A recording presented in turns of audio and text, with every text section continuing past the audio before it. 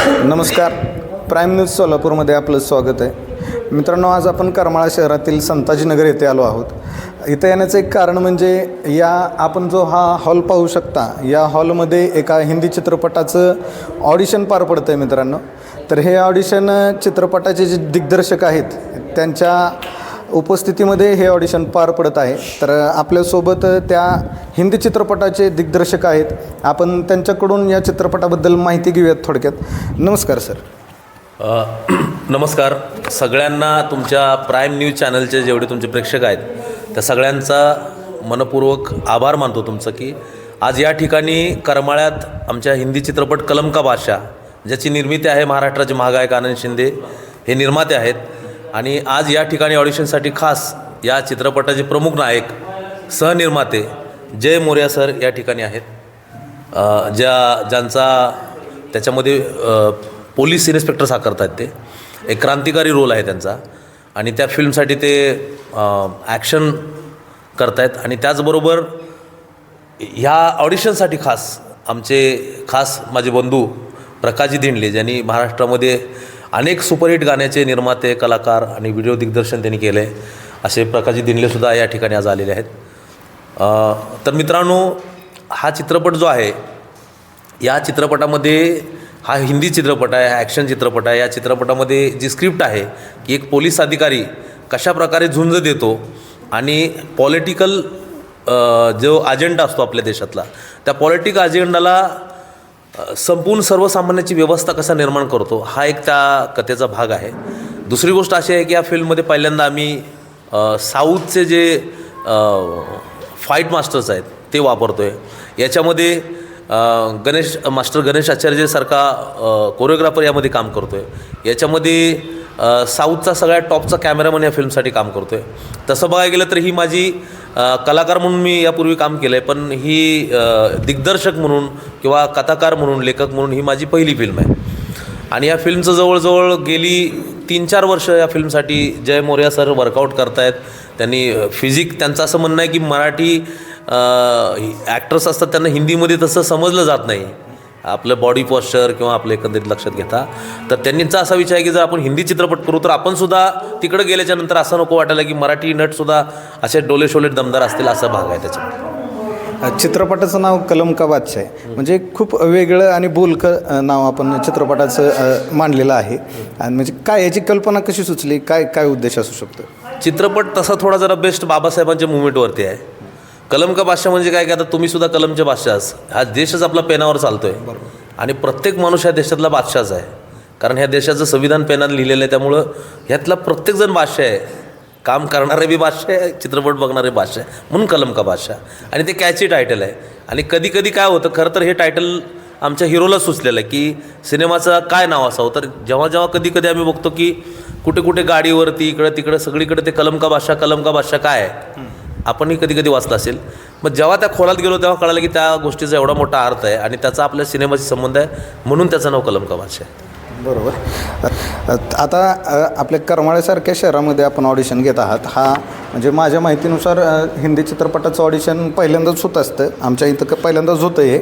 मग आपण मोठी शहरं सोडून करमाळाच ठिकाण का निवडलं होतं? हां, काय होतं, करमाळा एकतर कलावंताची भूमी आहे. म्हणजे सगळ्यांना सुप्रसिद्ध असणारे आमचे सर्वांचे ज्यांना आदर्श मानतो आम्ही, नागराजांना मंजुळे साहेबसुद्धा याच भागातले आहेत. आणि या भागातल्या कलावंतांनी हिंदी सिनेसृष्टीला वेळ लावले.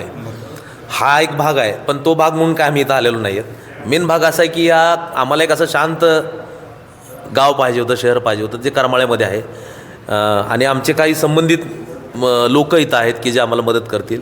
आणि आमच्या निर्मात्यांची तशी इच्छा होती की आपण करमाळ्यात करू, असा त्याच्यामधला भाग आहे. त्यामुळे करमाळा. आता म्हणजे आपले जवळपास 70 ते 80 म्हणजे जवळपास 100 जणांनी ऑडिशन दिलेलं आहे. कसं प्रतिसाद वाटतं? करमाळ्यातले जे कलाकार आहेत, जे नवोदित आहेत, त्यांचा प्रतिसाद आपल्याला कसं वाटतं? नाही, करमाळ्याचं एकच आहे की खरं तर हे सगळं क्रेडिट पुन्हा तुमच्या सैराटलाच द्यावं लागेल असं मला वाटतं. कारण करमाळा एक असं आहे की जी माणसं आहेत एवढी जेन्युइन आर्टिस्ट आहेत ते लोक. आता आम्ही बघितलं, लहान मुलांचा गट बघितला, काही तरुणी आले होते, उत्तम अभिनेते आहेत. फक्त आता थोडा हिंदीचा त्यांचा आहे तो, पण ते होऊन जाईल, त्याचा काही विषय नाही. पण उत्तम कलाकार आहेत ग्रामीण भागात. करमाळातले जे नागरिक असतील, कलाकार असतील आणि महाराष्ट्रातील जनता यांना आपण काय संदेश द्याल कलम का बादशाहसाठी?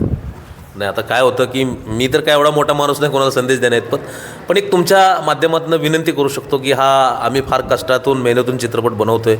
ह्याच्यासाठी एक टीम जय मोरया साहेबसोबत आम्ही खूप राबतो आहे. तर त्याला तुम्ही चांगला प्रतिसाद द्या, त्याला प्रसिद्धी द्या आणि चित्रपट बघा. याच्या पलीकडे आपण काय बोलणार.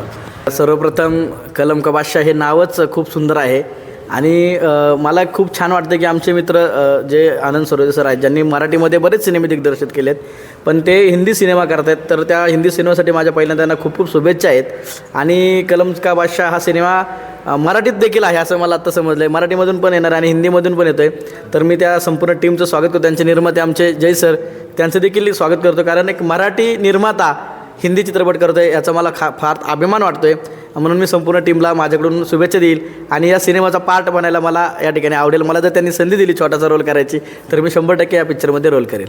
नाही, मीडियासमोरच सांगतो, या चित्रपटामध्ये प्रकाशजी देनले साहेब हे एक महत्त्वाच्या भूमिकेमध्ये दिसणार आहेत. त्याचबरोबर या चित्रपटाची प्रमुख नायिका जी आहे ती राव रंबा, भिरकीट अशा अनेक चित्रपटाची super duper hit Monalisa Bagul या प्रमुख नायिकेच्या भूमिकेत आहेत.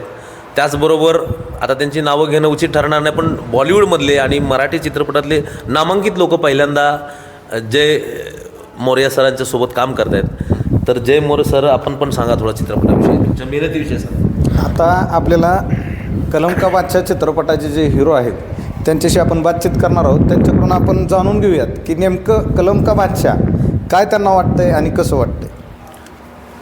पहिलं तर हा चित्रपट जो बनतो आहे हा 2 भाषेमध्ये बनतो आहे, एक मराठी आणि एक हिंदी.